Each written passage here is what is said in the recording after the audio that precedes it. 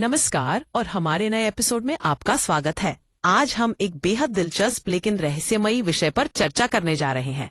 क्या आपने कभी सोचा है कि एक जेल में क्या हो सकता है जहां एक ड्रग लॉर्ड एस्कोबार जैसे आदमी ने अपनी जिंदगी बिताई हो? बिल्कुल, यह एक जेल हो सकती है, लेकिन ये सामान्य जेलों से बहुत अलग है। ये एक भव्य ग्लैमरस नाइट क्लब की तरह है, जहां एस्कोबार भीड़ भाड़ में नाचता था। और सिर्फ इतना ही नहीं, बल्कि इसकी दीवारों के पीछे एक डरावना टॉर्चर चेम्बर भी छुपा है। तो एस्कोबार की इस अनोखी जेल के बारे में जानने के लिए तैयार हो जाइए। बिल्कुल, आप जानते हैं कि एस्कोबार की सेल में एक किंग साइज बेड और लाखों डॉलर की पेंटिंग्स है। यह उसके लिए एक आरामदायक और शानदार जगह थी। सच में ये सोचकर ही आश्चर्य होता है कि एक ड्रग लॉर्ड जो जेल में बंद है फिर भी इतनी सुविधाओं का आनंद ले सकता है। क्या आपको लगता है कि यह सब उसके इमेज को बनाए रखने का एक तरीका था? हाँ, निश्चित रूप से। एस्कोबार के लिए इमेज ही सब कुछ है। वह जेल में भी अपनी साफ सफाई और रूप रंग का ध्यान रखता था। क्या आपने सुना है कि वह अपने वजन को भी मापता था?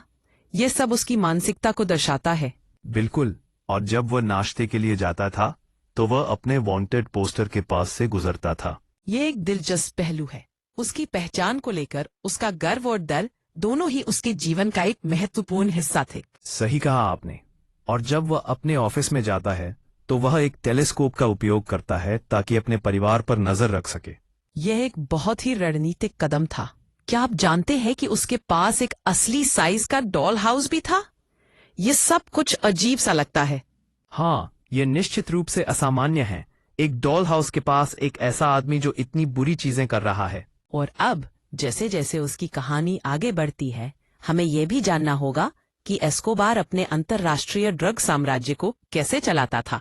बिल्कुल, 1970 और 1980 के दशक में मेडेलिन, कोलंबिया कोकीन व्यापार का केंद्र बन गया था और एस्कोबार ने इसे अपने लाभ के लिए इस्तेमाल किया।